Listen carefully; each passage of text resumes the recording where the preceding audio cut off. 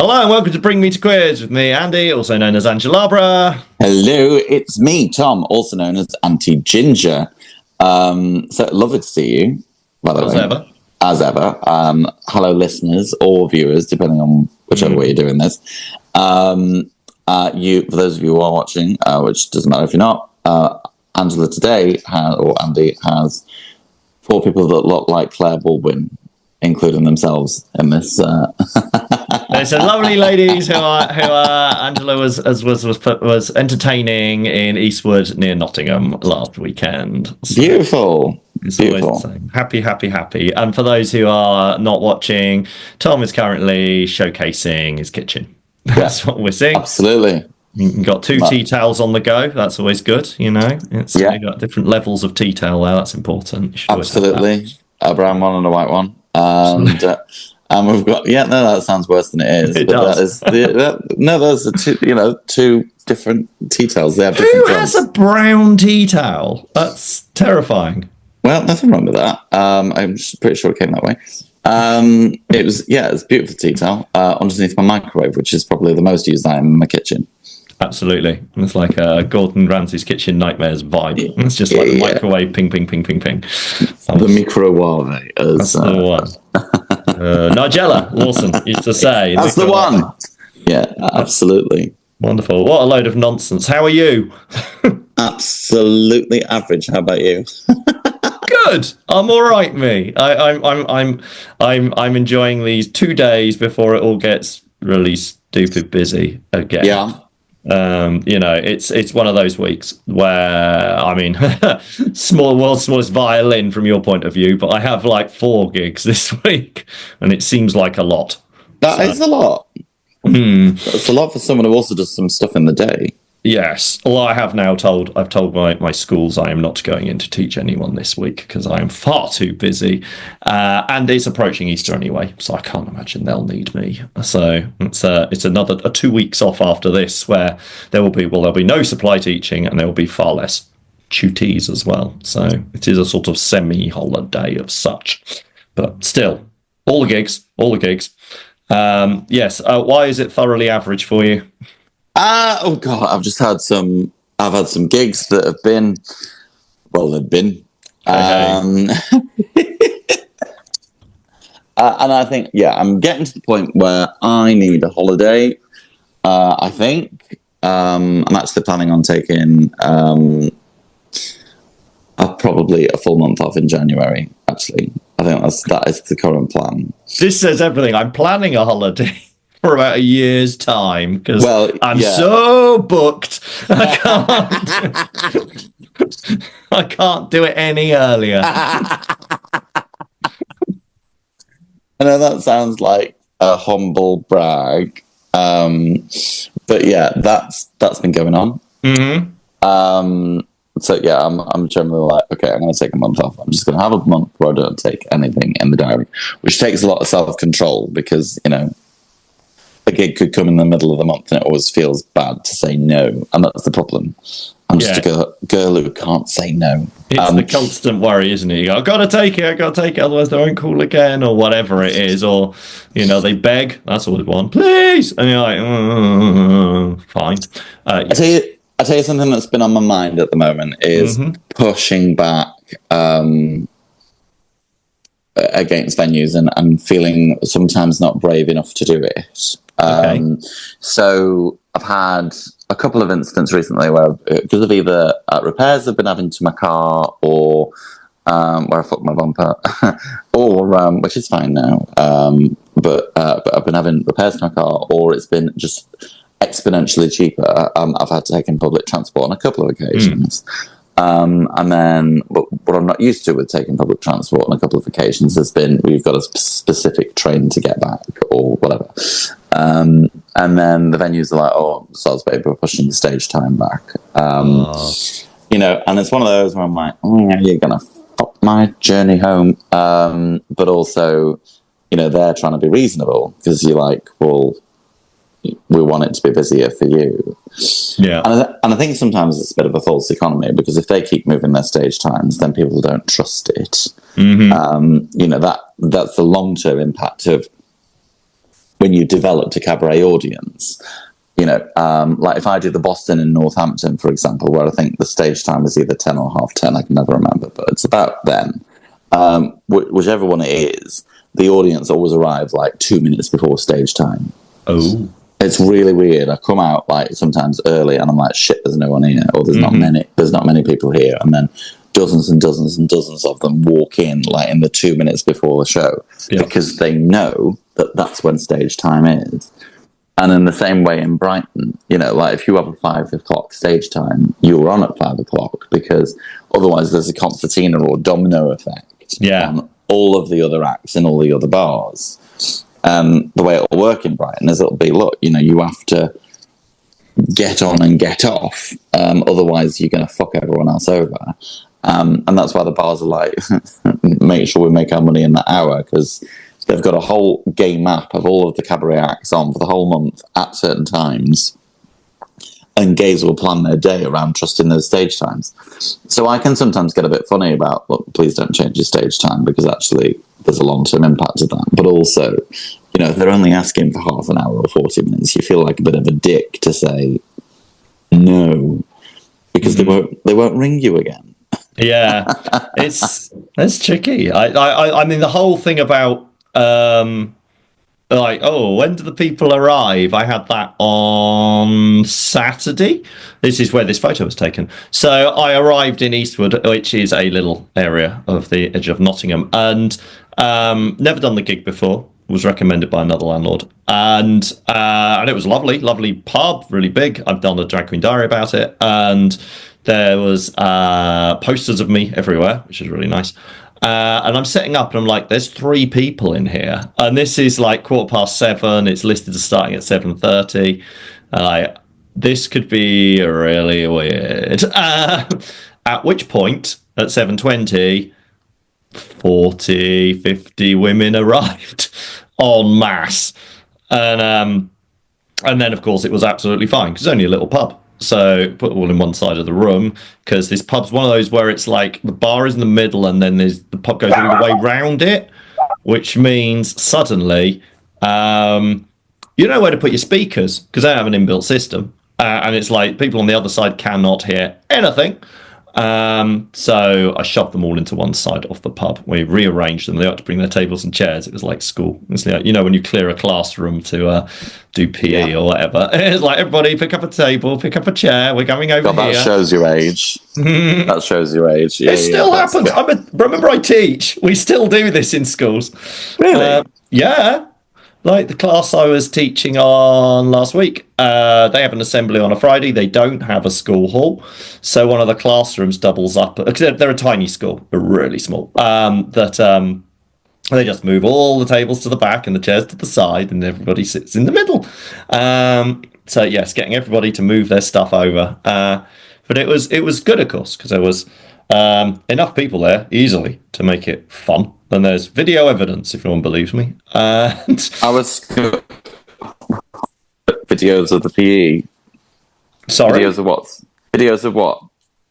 Videos from the gig.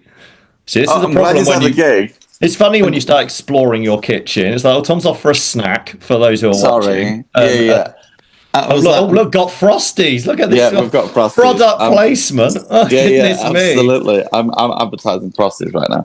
I didn't even know they still existed. Yeah, absolutely. You see, and you say you're down with the kids.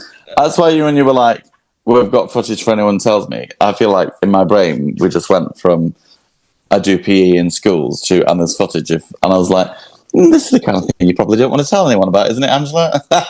Not talking about that. No, it's good. Oh, I love this. For those who can't see, Tom is now pouring Sultana bran on his Frosties because he's a real adult. Yeah, absolutely. And that's what makes it healthy. Yeah, I love the way there's now so much cereal in the bowl, it's peeking over the top of the camera. Correct. Perfect. It's done. It's lovely. Amazing. So yeah, but on that subject, like, it was a really fun gig. But as a lot of the gigs I do, there were a lot of mother-daughter combos, and the mums had their children young, so the age gap is not so apparent. Like, the mums are in their sort of 40s. Oh dear! Did you make some errors? No, I did not. But there was this crazy woman who's about 45. I think she's 43. She might kill me for that.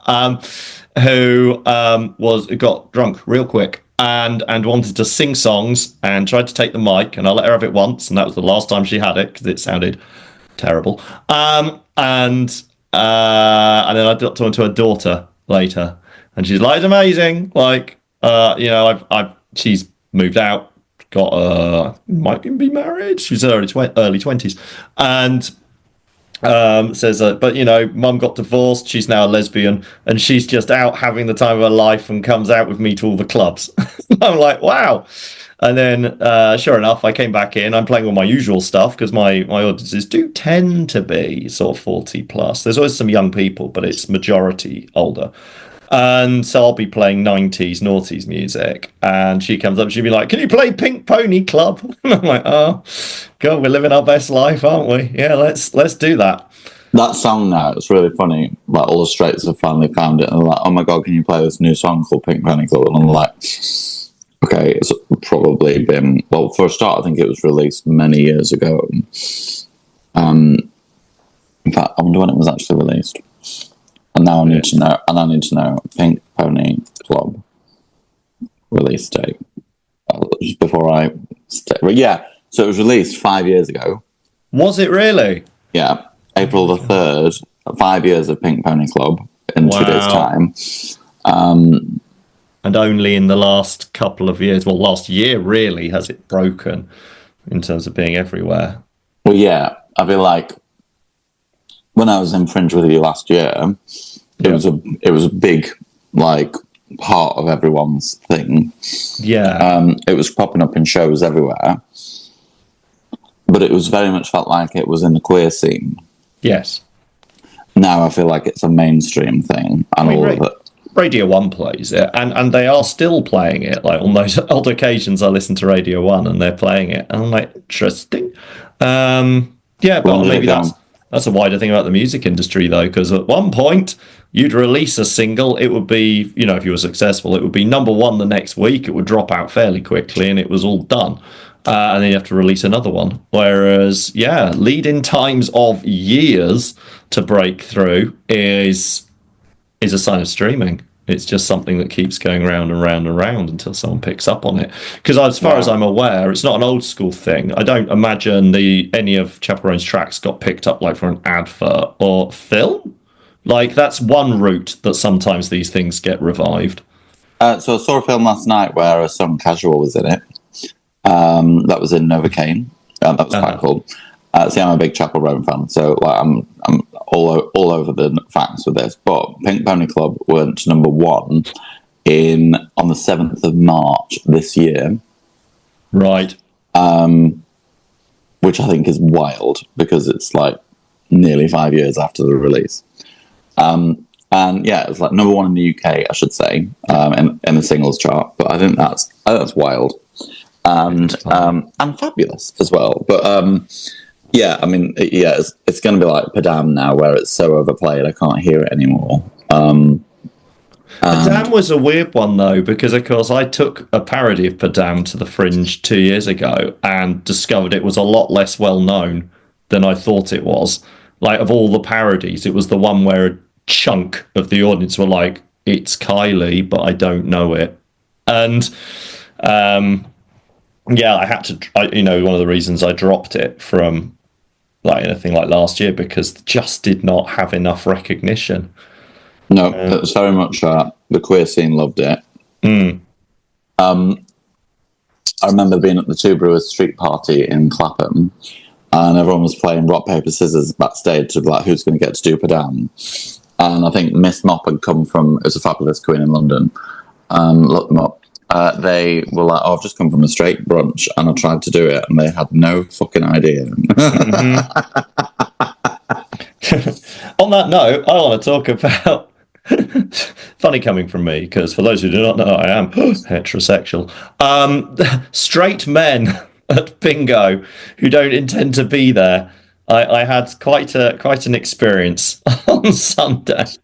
It was a great gig. I'm going to highlight this immediately. It was an afternoon. It was a Mother's Day event.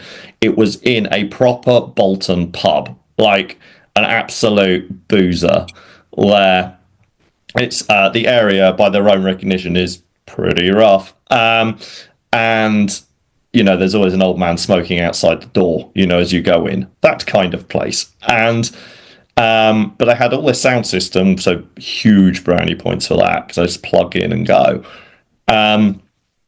And of course, the majority, this was not ticketed, like the pub put up the money. So the main room had, again, like 40, 50 is pretty typical for me, 40, 50 women, a couple of men, but modern, wokish looking men, possibly gay, who were there. And it ran as normal, a bit bluer than normal. Bolton does not like subtlety, be rude as possible at all times, and that works really well. But then you get the thing where there's like the room sort of adjoining the main room, which had like a pool table in it and a darts board. It's the man creche. That's what it is. And the men in there, a lot of them are older. Like I say 60s plus. Then Bolton, they could be 32. But anyway, they look 60. So, and they full of guys poke their head through, and they're nodding along because they like the way the music's delivered with the bingo numbers. A lot of people appreciate that. And I catch their eye, and the first thing he does is do knobbing gob maneuvers and starts pointing at his friend.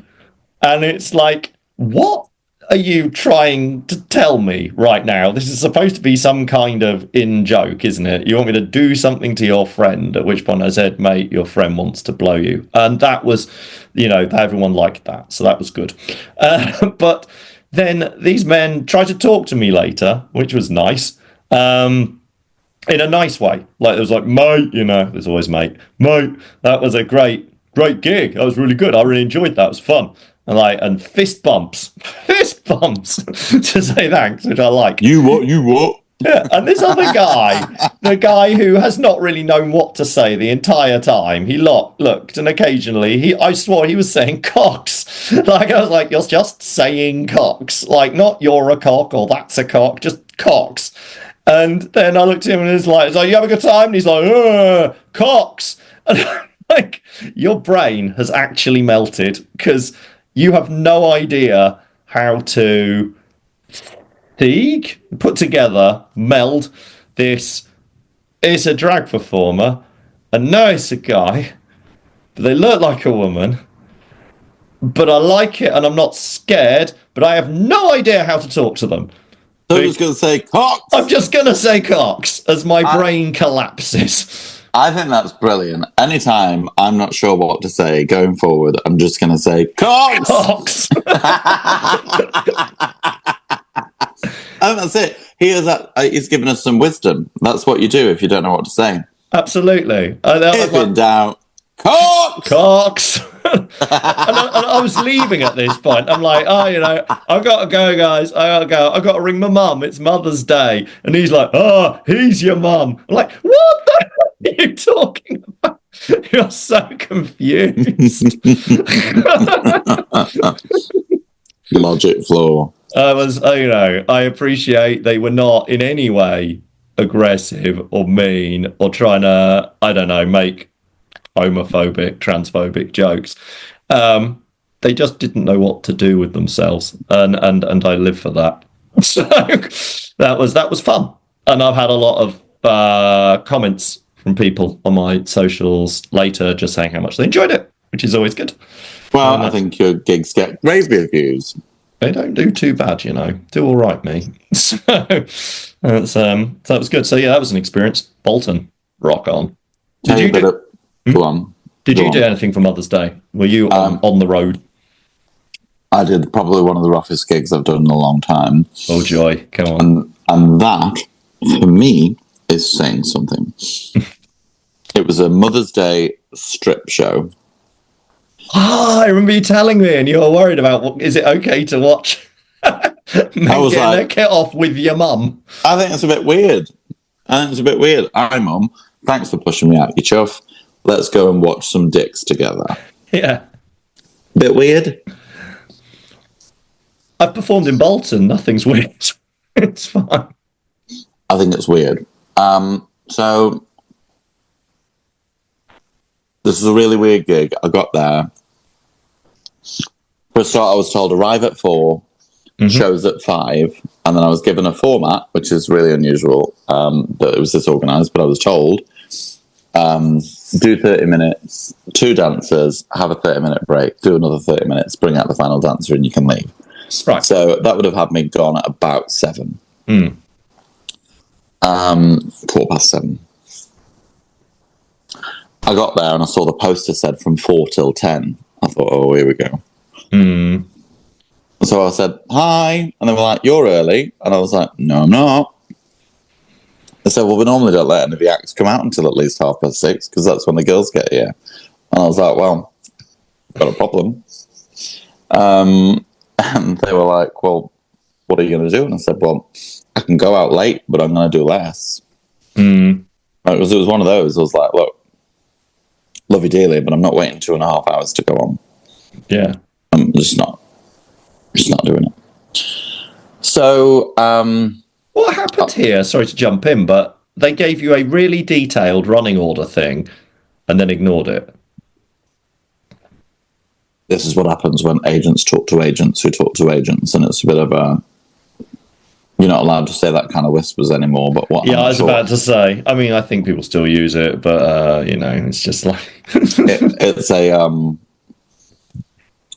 Yeah, the message got diluted by the time it got to me. Let's just say that. Yes. But it was that, what normally happens is you got to work it out when you get there kind of message. But I was like, no. I've agreed it on the basis of a specific plan. So I'm going to stick to that specific plan. And then it turned out that they'd cancelled one of the dances due to poor ticket sales. So we had to rearrange anything anyway. And the women, bless their cottons, were rough as fuck. And they weren't happy just looking at Dick. They wanted to touch and suck Dick. Whoa, different kind of club. Yeah, they kept on trying to put things in their own orifices. And if I said, get off the stage and stop touching the dancer once, I said it 100 times. And I was just like, there was a couple of times I just looked at the owners and I was like, you going to deal with this situation? Like, at one point, the dancer just pointed to a girl that was on the stage, being like,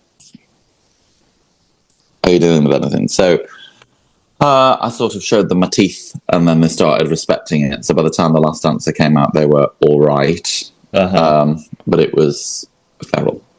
Wow. Whereabouts was it? Oh, I know this. Was it? Salford. Oh, it was Salford. It was your close one. Yes. Yeah.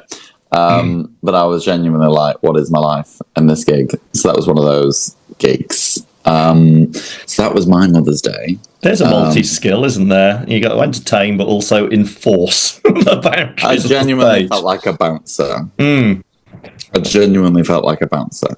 And they were not happy with me because I was like, I'm sticking to rule. And I'm like, well, I don't care that you're not happy with me. Like, I'm not staying here till 10. You can fuck right off.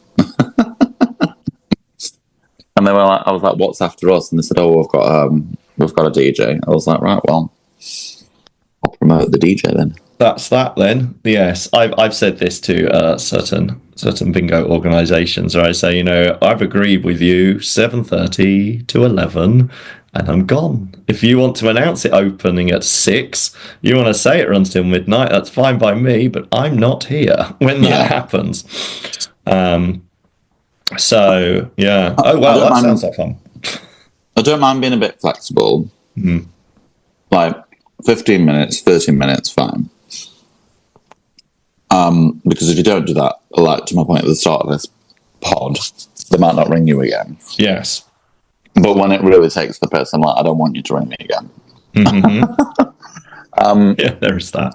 So that was a thing. I'm also working on something at the moment, which you and I had spoken about, and I was picking your brains on. Yes. I'm not sure what name I want to give it yet. I keep on calling it the anti-ginger experience. Where,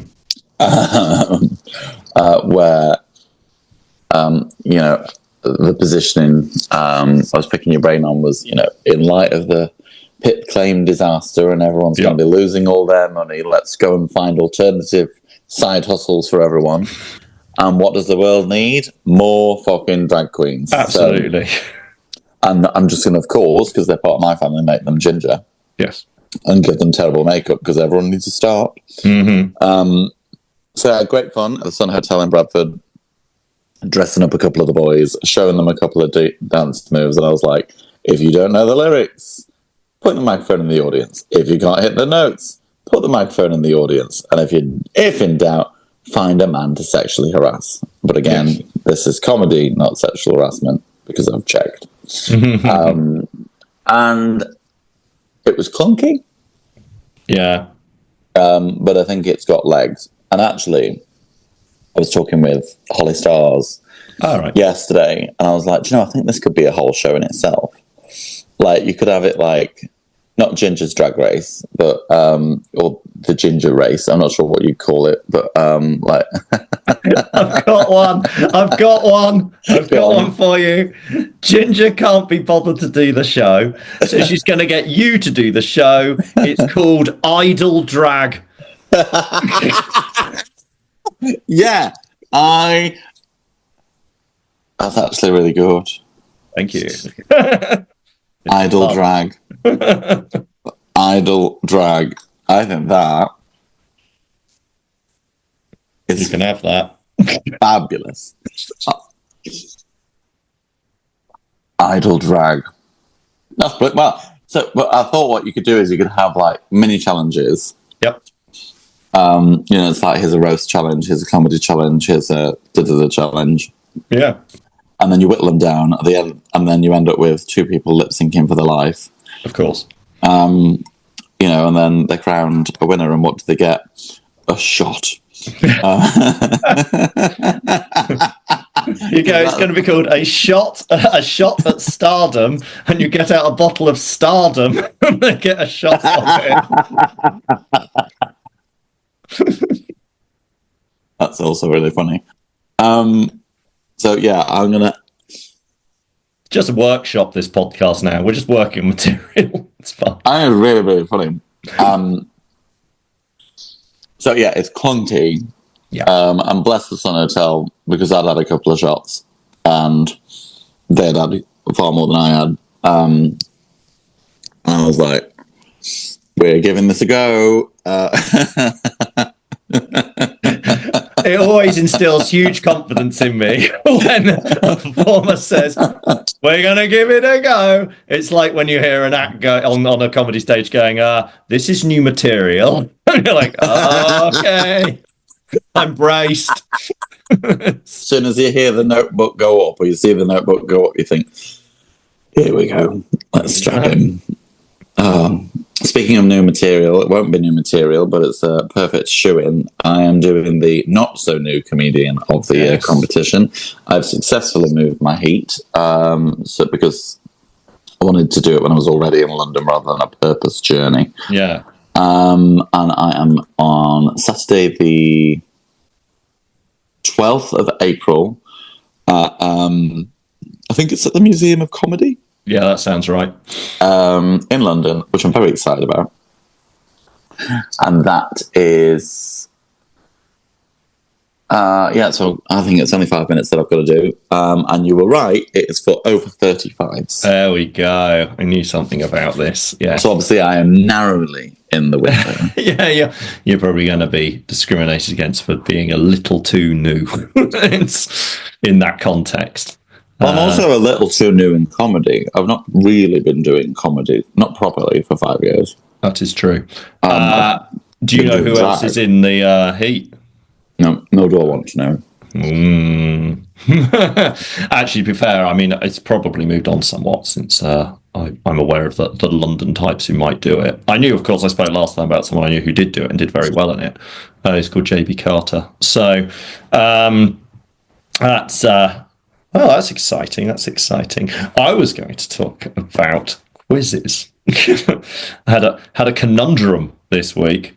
Now, brace yourself, because this is going to tell us a lot about whether it's okay or not. And I was kind of like, basically team names in quizzes, right? I run a quiz every week, and we always, obviously, part of the joy of quiz team is its name, right? And I often say, hey, it's quite funny. Try and put the word quiz in it somewhere. Like I like quiz on my face in particular. Quiz on my tits. Yeah, that kind of thing. The Wizard of Oz. Yeah. My favourite recently, which the Wizard and I. Sorry, go on. I can't remember whether I heard it somewhere or whether I thought of it myself. I'm not going to take credit, but the Spanish Inquisition, I quite like. Very good. But then one team, and they are perfectly nice people, really nice people. I cannot emphasize that they are nice people. They called themselves the Quizlamic State. Okay, so we think this isn't okay, right? I'm looking at your face. Wow. I mean, I tell you, I have a really, really, really high bar to be offended. I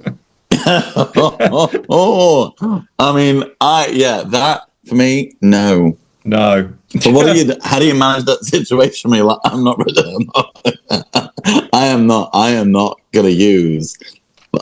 call that back. You can't say that. I looked at it, I was like, the problem is you then try and analyse it, which is a stupid thing to do when it comes to a pun and a quiz team. But you're like, well, it's not saying anything anti-Islam, for example. It is based on it's based on Think Far Better, a terrorist group. So that's fine. No, I know. It's just you just don't go there. Yeah, no. Yeah, they won. So the name was said quite. They won. They won. Wow. I mean, not the actual state, but the.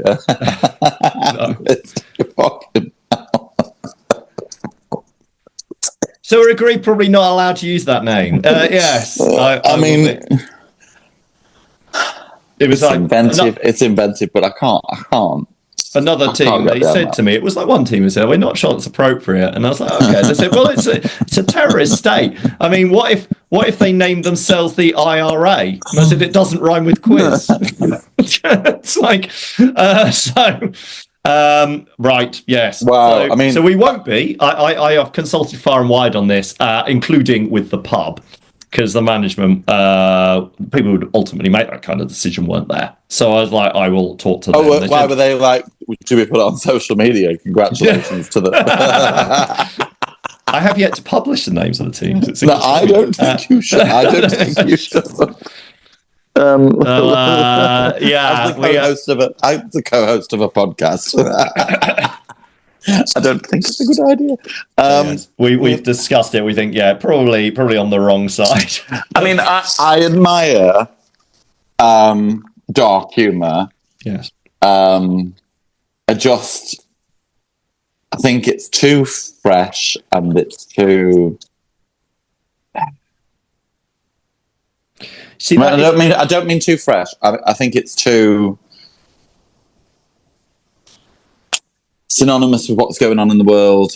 I just don't. I think there's too much. There's too much going on around war and international politics and disputes, and I think it's too on the nose, too raw. Fair enough. I mean, the Spanish Inquisition is about 400 years ago, so I reckon its time has passed. So that's okay. I'm not into too soon. Yes, Diana jokes. I admire a comedian that comes out of the gate on the day and comes up with a joke that's relevant. Yes, but I just think that there's nothing subversive in it. Yeah. Okay. So that's that. So yeah, it's funny when you try and run events, and on the broader point where you do have to sort of think about what's appropriate, what isn't, especially in the moment, which is really, really hard at times. And you have to look back at it and go, maybe that wasn't a good idea. So I mean, we've all done jokes that we regret, but yes, yeah. I'm not sure that would stand the test of time. Yes. I mean, there's some things you challenge immediately. I mean, I won't name the venue. It was in Bolton. It was not. It was not the place I was performing at. I'm going to really emphasise that. And I performed at many, many places in Bolton over the years. But it was people very drunk. The DJ, I wasn't the DJ. The DJ played the. I wasn't there. This was not me, because I wouldn't have done it. Like in a room full of it was like very locals, very white. I'm going to highlight that right now. That the DJ played I've forgotten the song, but it's the Bangra song with the Knight Rider theme tune under it. It's not Jai Ho, is it? No, it's older than that. It's got the Knight Rider theme under it. I don't know. I'm not going to sing it because that would be appropriating and highly inappropriate. But point being, let's put it in the exit track. And, people get up and they start doing sort of Indian style Bhangra dancing. And I'm like, I'm not sure. This is a bit on the edge. I'm not very comfortable with this. So sort of light bulb shakers kind of stuff. Yes. Yeah. At which point, one guy with about 3 teeth stands up, gets his dabber and stabs it in the middle of his head and starts dancing. At which point I was like, stop. And pulled him apart. Like in a semi-humorous way, but actually with a very serious point that it was not okay. And it's hard, to actually do that, because if you're not working there in particular, do I think he's a crazed racist? Probably not, but he is not very bright. He's somewhat older. He's got a silly joke in his head, and he's very drunk. And these are all not excuses, but he's not out to offend. So you have to tell him it's offensive, and that's it's not okay. It happens occasionally. It's really hard to manage rooms when things like that happen. But to be fair, I did challenge it, and I didn't get any pushback about it, because it was more like, that's inappropriate, rather than, no, we like being racist. I didn't get that at all. Yeah, I think if the venue had supported it, I'd be like, I'm out of here. And I think that's the thing. I want venues to stand on the right side of stuff. If I worked in a venue that's hiring known racist comics, or that is entirely different. Yes, that's very deliberate. If however they hire someone who accidentally does not accidentally, but they hire someone who does a joke that they didn't realise was going to be in their material, and then they decide not to have them back. Fully in support of that. You trying to absolve that guy, or rather the venue you did with that guy? Well, do your research, guys. Might be the first thing. Don't book comedians or any kind of act unless you actually watch them. It seems like a basic. Yeah, exactly. I think completely do your research, but I think people are. I think people are daft. I think in the same way people are daft when they book drag queens. Yes. Some people just go into Google and type drag queen, maybe drag queen Manchester, or drag queen insert city that they're booking it for. And then they're like, yeah, man, wig, dress, booked. Yes. Stupid. Really stupid. Know what you're booking. And in the same way, I know that Garlands at Blackpool have started putting out guidance, I've noticed, on how to get booked. And there was two posts that they did that I thought were really interesting. One was don't put your drama online because it puts us off. Which more venues should say the same thing. That's just good advice for life, in fairness. If it doesn't benefit you, don't post it. It was the upshot of the post. I can't say what it was word for word, but that was the upshot. And then the other one, I think, which was their first one, was tip number 1, was stop just putting a photo of you saying, "Hi, I'm available." So that'd be like someone says, "Oh, I'm looking for an amazing comedian," and then I just put a photo of Auntie Ginger up saying, "I'm free." Yes. What does that give you? Have a reel. Have a video, give them a feel for what your act is. Because I don't want to be booked somewhere where I'm not going to fit.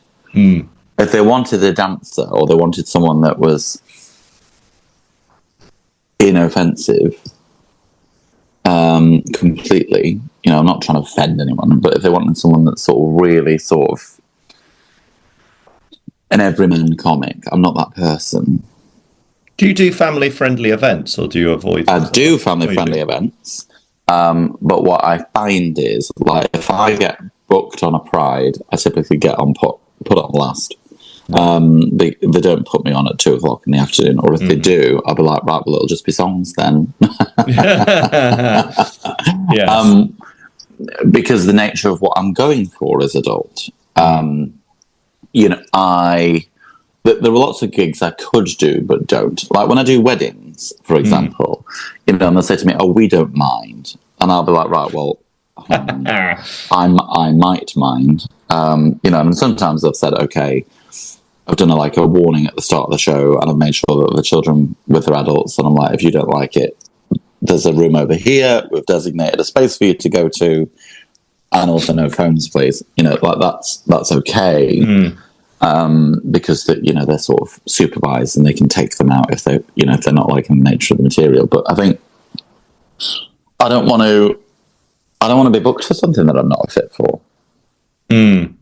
No, exactly. So yeah, you do need footage. I mean, when I respond to these things occasionally on Facebook, I always, at the very least, link to my Facebook page. And then, of course, if it's anything, well, to be fair, on anything on a drag job site, is you don't just post a comment. You post a comment maybe and then say, and I will message you, because then they get the full biog and all the links, etc. Because it's just a copy and paste job for me. I have a setup, and then they know what they're doing, which is also the bonus with things like Entertainers Worldwide, because they definitely know what you do. Because that's the point. You can look at plenty of video, and they do seem to know what they're doing, because they'll be like, "Oh, we want bingo," etc. Because they've seen what my videos show that. So yeah, it's you do need to know what you're booking, and don't just trust agents. That's probably another thing as well, because they'll just say whatever gets the booking, possibly. Well, I genuinely think some people are daft as well. Like, I have seen adverts where someone says, right, I want a 7-foot lesbian with a learning disability and 4 fingers. And they'll comedy be like, gigs. Yeah. And then the same queen, or there are about 3 of them that always do it. They're like, I'm free. And I'm like, have you read this description? That's like the ones that say comedy lineup needs female comic, and they'll still be just men who present as men, are definitely men, still apply. Yeah. If you're struggling for women, here I am, mate. Yeah. I just think, come on. Yes. Get a bit more savvy. There are certain, I won't name names because it would be very obvious to anyone who watches, but if you look on Facebook at the various drag queen job sites, there always seems to be one drag queen in particular who applies for anything. I know anywhere. I can all tell you the time. Exactly. It's like, it could be Brighton, it could be Glasgow, it could be anywhere. And it could be a wedding, it could be bingo, it could be cabaret, it could be literally anything, and they put themselves forward for every single thing. How wonderful that you're so passionate about drag that you really want to do it, but work out why it's not working. Yes. I mean, the fact that you appear to be constantly available probably doesn't do much for your reputation either. No. You've got to look popular to be popular. There you go. Maybe that's where I've been going wrong. What else is on our gossip list? You had quite a few things. I got a few things. So, what was it? I'll stay away from the series. I'll go back to series in a minute. But Cameo. Yeah. I had a request. Hooray! It went quiet for a week.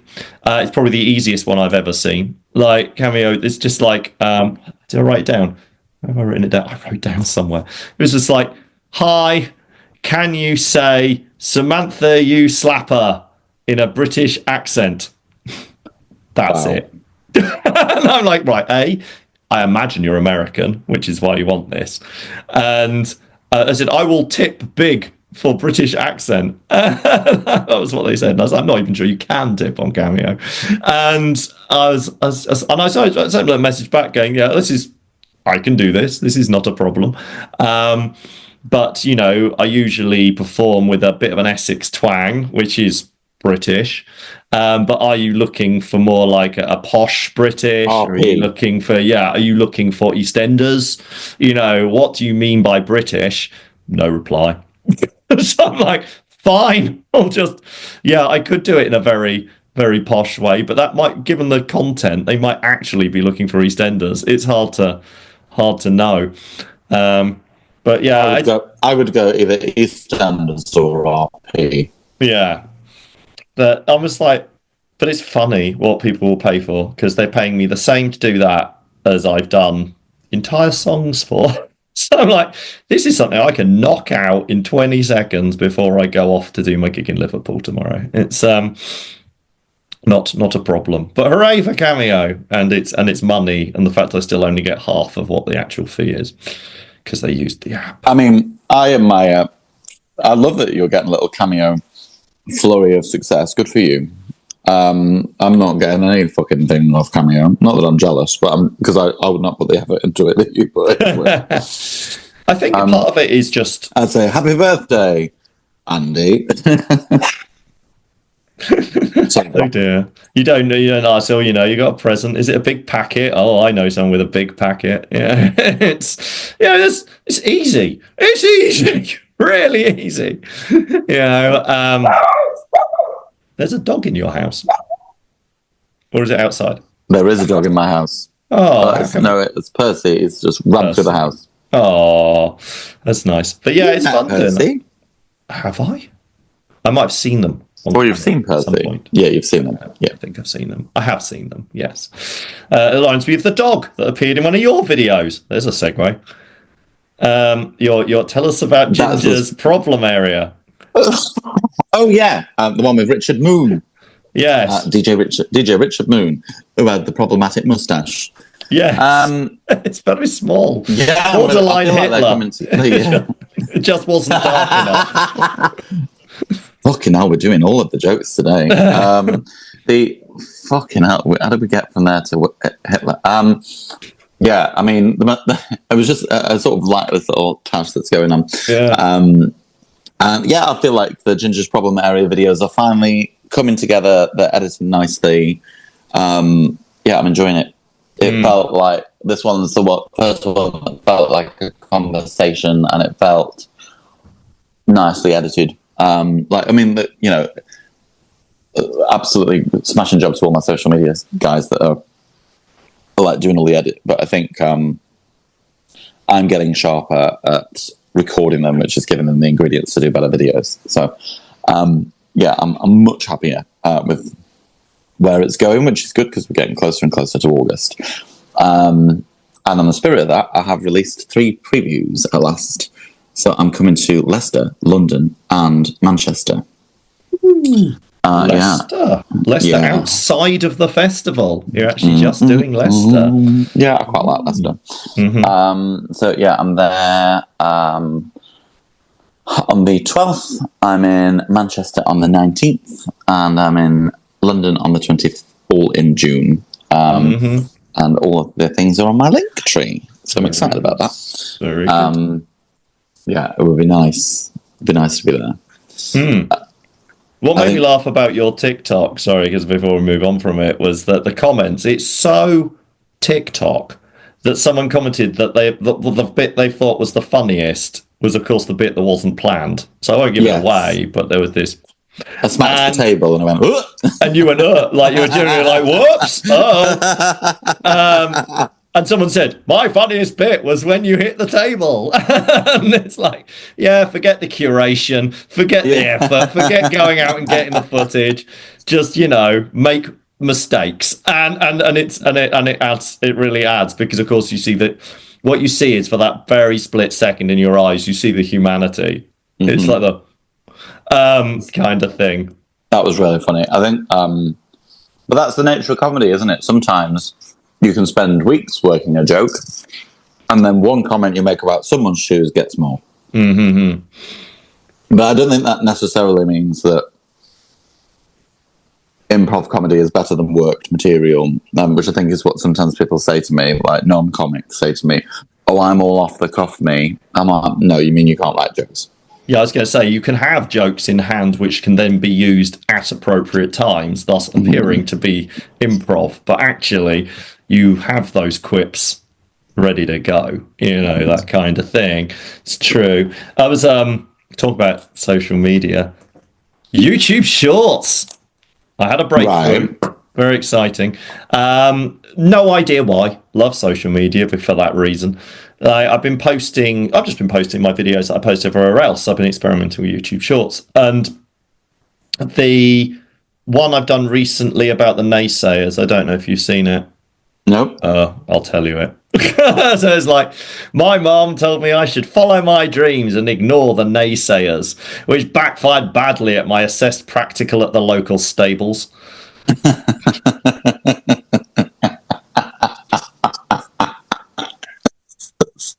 Shit.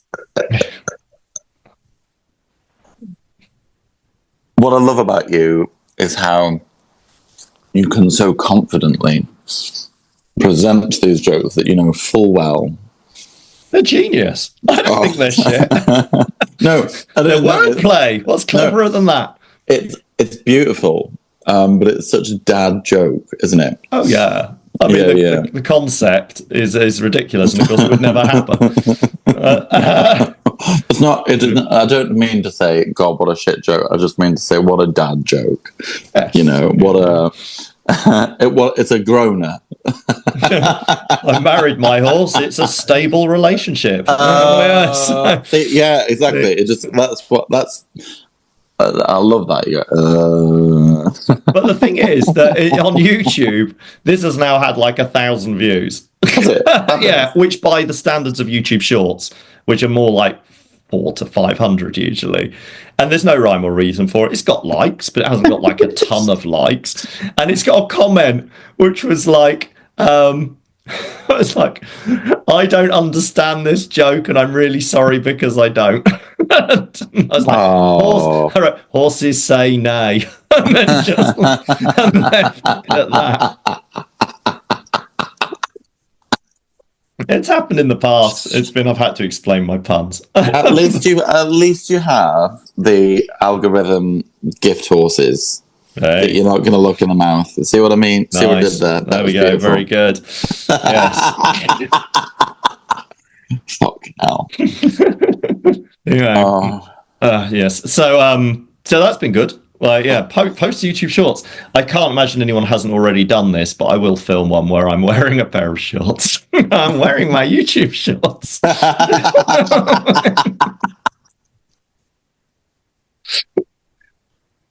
Oh, off we trot. Hey. Sorry, yeah. I think that's it now. It's just going to be horse puns. Yes. No flies on you. It's the main event. Sorry, Ginger's got the trots. Oh, if the shoe fits. Wow. Absolutely. If the shoe fits, you've nailed it. There we go. Oh, God. You and your hooves. There we go. It's I'm calling foul play. Oh, fuck's sake. Oh, my God. Well, there we go. See, that's just the confidence that you have to present such dad material. I still call them mum jokes. Someone called them mum jokes once online. I'm like, right, Angela is having mum jokes. It's not dad jokes. It's a new genre. Yeah, mum jokes. Mum jokes. So, yeah, that was fun. That was good. That's wild. And so we've prattled on, haven't we? Where are we? I was going to talk about more, but I'm well aware that we should, not do 90 minutes this time. So last topic. Go on. What's on your list? It was a hard one though. It's Transvisibility Day. It was as of today. It was yesterday. Yesterday, 31st of March. So by the time this comes out, it'll be a few days on. Which ironically, no one acknowledged except people online. So yeah, that's the only way I actually knew, because my TikToks and Instagrams and just those two actually, not so much Facebook. had people writing about it and discussing it, and not just people who are trans. But there was, yeah, it was interesting because obviously it's very serious at the moment. I mean, it's always serious, but it's really serious at the moment with the way the community has been targeted as the one it's okay to hate on. I think my initial reaction is what's interesting about these days is I find it hard personally to keep track. And I think that's an excuse. It's something I should be better at. I know that Stonewall released a calendar and that there are calendars of, Bi Day of Visibility and Trans Day of Visibility and World AIDS Day. But if I'm honest, apart from World AIDS Day, which I feel like gets... Maybe this is just the social media algorithm I've got, but that is all over my social media. A lot of days pass me by. And I think it's a shame. But, and even like June happens and it's sort of, it's Pride Month, but then you've got Pride going on for many months in a drag queen's diary. So it's really... Yeah, I mean, the Prides happen all over the place now, don't they? They're not all in that month. It's very difficult to, but I feel like that's where I'm making an excuse. It's difficult to remember them all, but I do think a lot of these things do warrant their own moment of acknowledgement, and I think having a Trans Day of Visibility, particularly given everything that's going on in the world globally right now, really fucking important.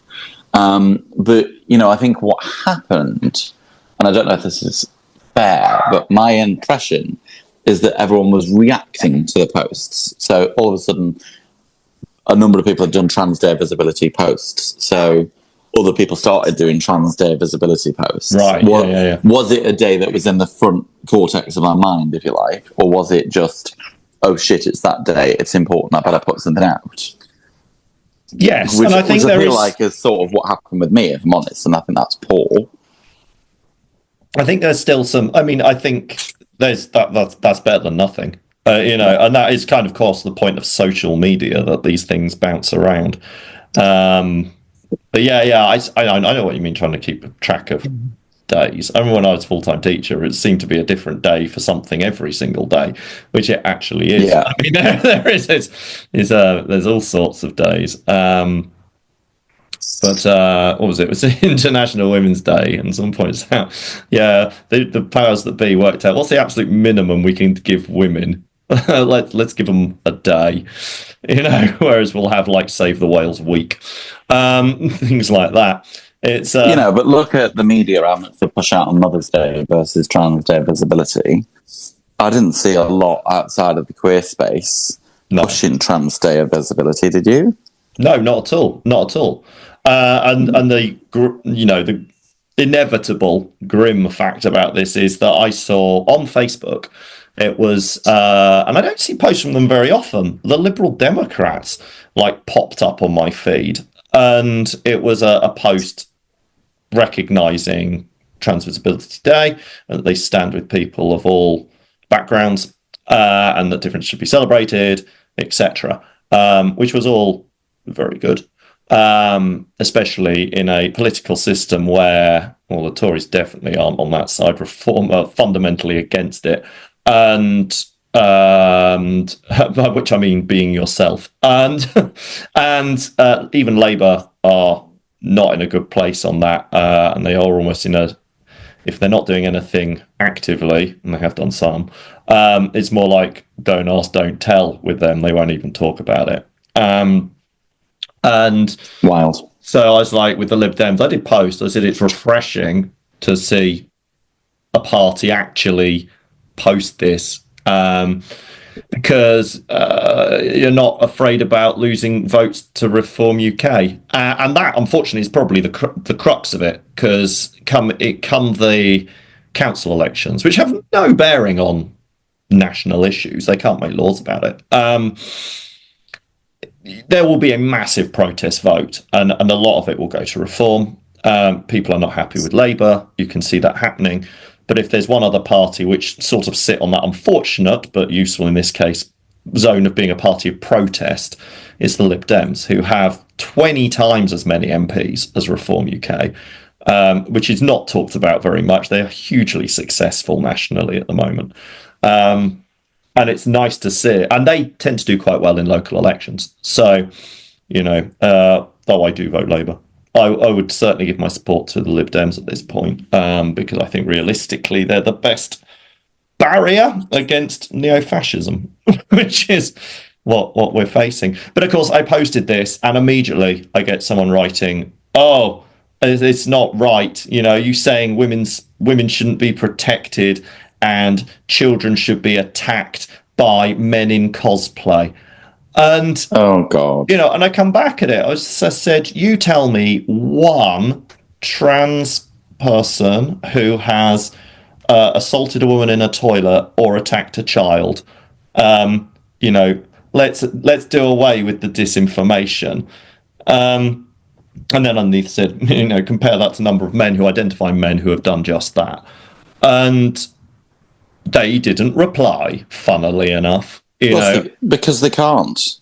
They can't. It really comes to something when you can confidently say, name one. Usually one is a very dangerous thing to say because you can usually find an exception to highlight. Yeah, there's normally and this is what they do, that there'll be a poster person for, poster boy, girl, or them for, right, well, this is the one person who got, arrested for whatever, and I think that's, whereas, if you look at the numbers of straight men that have done it, or, cis, white, straight men that have done it, they don't want to talk about those numbers. They just want to carry on with the poster girl for, it's like they'll have one tall swimmer that they use for the trans debate on sport. Yeah. And they won't talk about everyone else. They just want to use their one person for confirmation bias. Yes. So, I think... Go on. There was I recall last year there was a news story. It was a court case where someone was jailed for... I think it was SA, from their car. And they were dressed as a woman, or something, is the way it was described. They weren't trans. It was a thing they did because they thought it would encourage women to get in their car. And it's really important to highlight that that's not a trans person. And I thought about this. I thought, if we are going to start equating, well, you don't know, you're like, well, you better start banning vicars costumes, because the minute someone buys one, we'll have to ban churches because you could look like a vicar. It's very, it's really grim. It's really grim. But what I hope is that, as far as Reform UK are concerned, they're a bit Trumpy in that they don't actively go, oh yeah, we don't like queer people, but they don't stop any of their supporters from voicing their thoughts on it. They say things that sound relatively reasonable, like, oh, well, I don't think anyone should be presenting as trans until they're 18. They've got to know who they are. So they've got that kind of reasonableness thing, but that's not what powers the people who are voting for them. But at least reasonable people have something to fight Reform UK with, which is that they're going to privatise the NHS, and there's videos of it. And if there's one thing normal people care about, it's the NHS. So, can't fight them on the debate I'd like to fight them on, but I will fight them on that because it will win. Very scary time. Very scary time. And I've met a couple of Reform UK voters, and genuinely, words fail me when I talk to people who are prepared to admit that in front of me. And I'm like, really? Really? Really? Words fail. And I think... Go on. They seem to attract on the majority, because of course there is their hardcore who are ex-BNP and all the rest of it. There are some thoroughly nasty people who will vote for Reform UK because they might win. It's quite a reasonable thing logically for them to do. I think there's an awful lot more people who are not like that, who are considering voting Reform because they're voting for what they don't want rather than what they do want. It's that trap. It's like, do you know what Reform actually want to do? No, they really don't. They're like, oh, well, they want to stop immigration. I'm like, I think you'll find all the major parties say they need to control illegal immigration, whether you agree with that or not. They're all on the same page with that. And Reform don't have some clever way that they're going to do it better than anyone else. They really don't, because there is no clever way.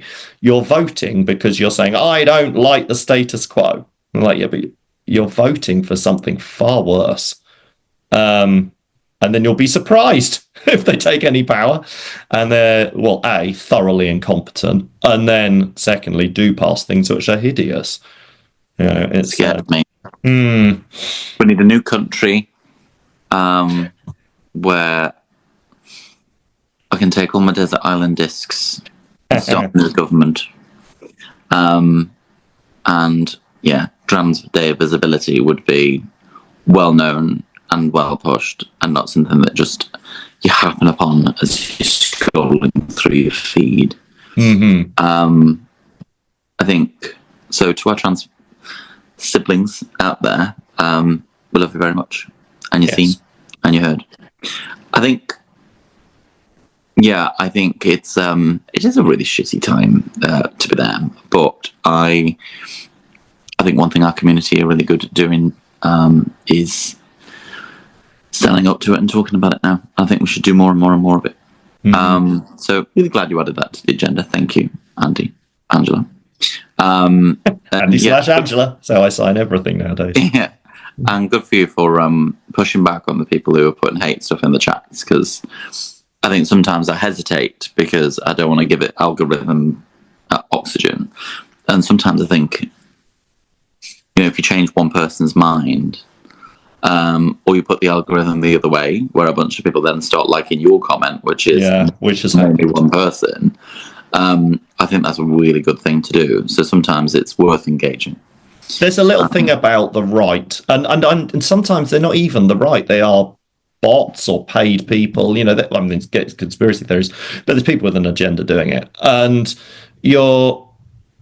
I think the left, if we want to call it left, I hate calling it the left, because although I do have broadly socialist views, I don't think it's helpful always to talk about the left versus the right, because we are talking about something very specific here. We're talking about othering. We're not talking about economic models of the country.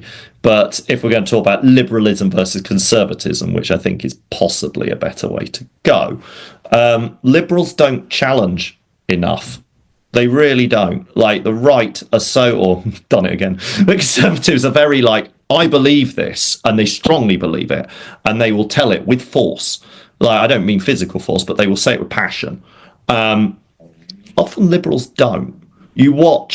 I've been watching footage in America, and the Republicans who are in with Trump, the very Trumpy Americans, are so passionate. They're horribly wrong, but they're passionate. And then you see the Democrats in their parliament, whatever it's called, the Senate, just sort of like chatting about, it's awful, isn't it? It's really awful.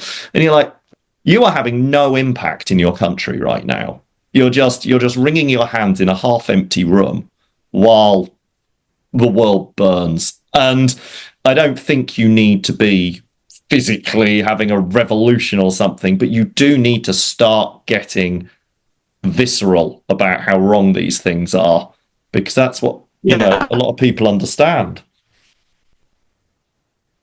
I completely agree. And I think challenge people, challenge mindsets. I was in a pub, I don't mind saying, I was in a pub in Skipton. And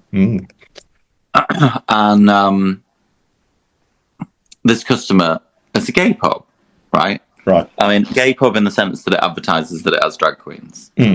Not necessarily this is a gay pub. I don't know if it would be classed as a gay pub or gay friendly, but it has drag queens. Right. So ostensibly a queer space. And this guy came in who was sort of clear straight worker, and we got talking, and I don't remember exactly how this came up, but he said, oh, well, I'm branded as homophobic. And I was like, oh, here we go. He said, yeah, everyone says I'm homophobic. I'm like, what do you mean? He says, well, my 3-year-old was in nursery, and I banned him from going to they were having someone come in, an LGBT talk, And he's 3, he doesn't even know his ABCs yet. I don't want him teaching him that it's okay to be gay. And I was like, so why are you struggling with how you're being branded? Yeah. It's like, so you want your child at 3 years old to possibly, not saying it would happen, but possibly bully, exclude children who've got gay parents. Yeah, at the most practical level at school, understanding that there are different people in the world is essential because they're there. You're in class with them. And he was very much doing unless you have like a Hindu and a Muslim and a straight person and a white person and a queer person and an everything person, then we can have some training. But I'm not having it, effectively them groom them at 3 years old about sex. And I was like, what makes you think it's about sex? Yeah, is that what you're teaching them? It's okay. I'm like, why are you in this space? They're teaching them it's okay that you've got a daddy who loves daddy or a mummy who loves mummy. You're not teaching them sex, which, is something that the right, the conservative people like to do, because they, just like they say, oh, drag queen story time is twerking. And it's like, it's not. Like, actually attend a primary school sex ed lesson in year 1. It's nothing to do with sex. It's about, these are your bits and why you shouldn't whip them out in class because you find them interesting. It's, and it's about difference and, possibly same-sex parents. It's not, and if a boy is in the dressing up corner and puts on a dress, he's not scary. It's fine. But you don't have to wear a dress, and that's key. They think that they're telling all boys they need to go and wear dresses, and they're like, no, they're just saying if they want to, they can, but they certainly don't have to. It's fear. This guy was saying, if he turns out gay, fine, but I think you should do that of his own accord. I was like, right, but this is the problem with no communication and not making it okay and no representation. That's where mistakes happen. And sex education at the right age. I don't think 3 is the right age, of course not. But if you're saying mummy can love mummy and daddy can love daddy, and it's all about inclusive representation rather than actual sex ed, I think that's okay. And he was like, no, it's grooming. And I said, well, I find this really strange because you're sat in a bar next to me in full drag and I don't feel like you want to come at me with a pitchfork. And then he said to me, which I thought was really fascinating, and this is about a really specific conversation, but it was like, well, you turned out all right. You didn't have sex ed at 3 years of age and, look how you've turned out. And I was like, I'll tell you what, I'm a bit lost if you're looking at me and thinking this is representation of what okay looks like. But he didn't strike me as someone that actually wanted to come at me with a pitchfork. But he very much had a sort of, well, what happened behind closed doors is not my business, but I don't want it rubbed in my face bollocks. So I tried for a while with a member of bar staff at one point, and then I felt like we were ganging up on him, and I was just like, you don't want to hear this. Yeah. It's like if you try and present and go, you know how your child is probably reading fairy stories every day and how it's always a prince and a princess.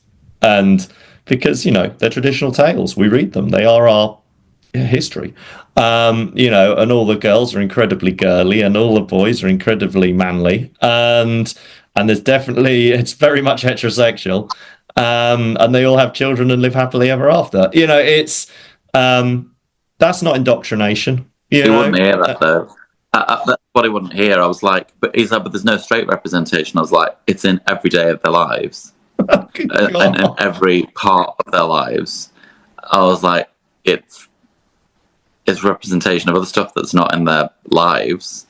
To your point about fairy tales and his parents who are straight, his entire representation is straight people. Yeah. But I think my point is it's good to challenge. Yes. Do I think I changed his opinion? No. Did I think he wanted to hear it? No. But could I just let him be in our space, in a queer space and be saying that shit? No. No, I've challenged plenty of people about the whole like corrupting children thing. Because I'm just like, I've told it before. We've done it on here. Been like, oh, I don't mind drag queens as long as they're not performing to children and corrupting them. And you're like, where is your head? Like, actually take a step back and breathe. Like, panto, blah, blah, blah. We've heard it all before. It doesn't make any sense, your view. But there we go. So, yeah. Anyway, that was serious and important. Hurrah. Look at us educating and entertaining. BBC should sign us up. There we go. If you don't know what to say, shout cocks. Shout cocks. That's all we need. That's all we want. All you need is cocks. All you need is cocks. Cocks. Cock is all you need. That'd be beautiful. Someone who doesn't talk about cocks all the time is Tina. I feel that's my sideways because we've got a My Worst Gig feature, haven't we? We do. Tell us about Tina, because they're one of your people. Tina's one of my people. We don't mean it like that. We mean they're from the south and they've moved to the north. Tina is a drag performer. Some may know them as Lucian, who is a comedian down in London for a long time. Cool fact, gave Angela their first appearance online when they hosted a lockdown quiz. Yes, so I was on a quiz and then got to know them, and they were in London for a long time, but they have now moved to Liverpool to pursue their dreams. They're going to be doing a drama course along with performing. And I know Tina was recently in Drag Idol on Canal Street, so maybe some of you saw her. And what's the drag name? Tina, Teena. They were actually a semi-finalist last year. Yes. So they're adjusting to the ways of the north, and everything has to start to get bluer. So we probably will hear cocks say quite a lot. But anyway, for now, this is Tina's Worst Gig. Bring me to queers. Hi Angela, it's me, Tina. I'm very famous for living normal life for me and my kids. You were asking me about the worst gig I have ever done. And around 2 years ago, I was performing at a bar in Brighton and I ended up falling off the stage. Now, it was quite a famous viral moment. Maybe people know it. They should buy my new t-shirt available. Link in bio actually is very famous. But people always want to know, Tina, did it really hurt? No, because I had around 7 Jaeger bombs before. It didn't hurt my fall and it didn't hurt my emotions after. It was a bad gig for me, but good because I got lots of followers. Anyway, sending lots of love your way and see you very soon. Lots of love, Tina. Bring me to queers. Fabulous. That was amazing. Thank you, Tina. Thanks, Tina. And hopefully, hopefully we know we've got lots of people lining up to take part in this, but if you are a performer and would like to tell us about your worst gig, please do leave us a voice note. You can find us on Instagram, Facebook, and all the usual places. Notes are in the show notes. Bring me to queers on Instagram. That's the one, isn't it? Show notes. So listen to us wherever you get your podcasts. Send us your worst gig. This is a great look behind the curtain of the real lives of performers, which hopefully is a bit funny as well. But I think that's us. So what have you got coming up? Right, things coming up. So by the time this has gone out, I'll already have done the first run of Diary of a Bingo Cool Girl in Liverpool. So that'll be interesting to see how that goes. By the time this does come out, that's Friday night, I will be at Sugar in Silloth, which is in the Lake District. I'll be hosting Absolutely Dabulous Bingo there. Then on Saturday, I pootle over across to Halifax at the Queen's Head Tavern to do Absolutely Dabulous there. And then in the following week, I've also got my quiz, nearly missed that. So obviously I'm back at the quiz, Traveller's Rest on Thursdays. And then Friday the 11th, Abdab is at the Winning Post in Doncaster, which is another new one for me. Followed by Bop and Bingo on the 12th at Kidsgrove Town Hall, which is they've booked directly, they've paid it all out and they're promoting it, and it is a big venue. It's on a Bongos Bingo level size. So that's going to be very interesting. So that is me for now. Please get a video of all of those people doing the meal deal. Nah, I have done. I got them to do Meal Deal in Bolton. That was quite good fun. That was all right. I should also mention April 16th, Sheffield Showcase. That's at Steel City Comedy. I am previewing Social Calendar. Not Social Calendar, yeah. No, hang on. Diary of a Bingo Cool Girl. That's the old one. Diary of Bingo Cool Girl is on April 16th at Steel City Comedy in Sheffield. Over to you. So for me, I have this Friday, which when this will come out, I'll be at Bar Pop, doing Friday Night Live. I think stage time's around 7:30. Saturday, I am at Cockatoo Drag Brunch at the Cockatoo Pub in the Village, and then Saturday night I'm doing Dream Boys. So it's like Manchester, and then just to throw shit into the wind, Cox. Dream then Boys. I'm going to Brighton on Sunday. So I'm Centre Stage Brighton at 5 p.m. And I believe Lola is on at 7 if you're in the Brighton area on Sunday. Then the following week, I've got bits and bobs. I know I'm in London on Saturday doing the Not So New comedian competition. Then I'm doing the City of Quebec at 6. Then I'm doing Admiral Duncan at 9. And then on Sunday, I'm at the Old Ship in London as well. So that'll be fabulous. I forget where I am on Friday. Let me just check where I am on Friday. Oh, Thursday I'm in High Wycombe in O'Neill's doing bingo. And on Friday I'm at that South African place in Northwich. So yeah, I'm all over the place this week and next week. Also, keep an eye out for my previews in June. Please come to Ginger's problem area, to the warm embrace of Ginger's problem area, where I will solve all the world's problems. And that's it. Thank you for all you do on the podcast, Andy Race. And thank you to our listeners. We hope you got this far. Give us feedback, rate it 5 stars or nothing else. And we hope to hear you on our next episode, which is every other Friday. Lovely. Pleasure as always, Tom. And Thank you. bye everyone. Bye-bye. Bye. Bring me to queers.